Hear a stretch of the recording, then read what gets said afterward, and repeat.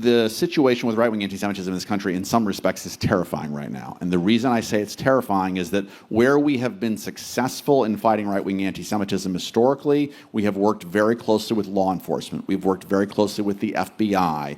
We have a federal government right now that refuses to condemn white nationalists. We have the Vice President of the United States was asked a question at the University of Mississippi a couple of weeks ago about whether or not Israel was shaping American foreign policy. His answer was, well, they're not shaping American foreign policy under this president, not rejecting the premise of that question, which was an anti-Semitic question, right?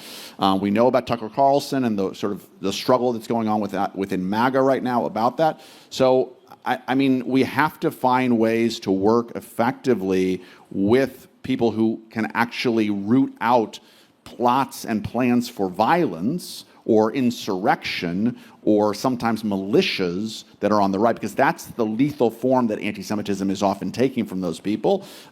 So it may mean that the investment we make in security in our own community, which is already substantial, needs to be much greater, because if we cannot rely upon law enforcement to help us the ways that they often have historically with those dangers, we may have to invest in it more ourselves. So I do want to add that my dad texted me during the plenary today to say that on Meet the Press today, the Republican representative from Kentucky outright condemned what Tucker Carlson had done and condemned Nick Fuentes. And I know that there are Republican leaders who who do have the moral courage to stand up and condemn what's going on. So I think that's an important thing to think about, despite what the missed opportunity by Vance. Yes, no, thank you. And as Ambassador Shapiro said this morning, he and I would agree that we rarely agree with Ted Cruz, but we both have been very pleased by his recent rhetoric on this topic.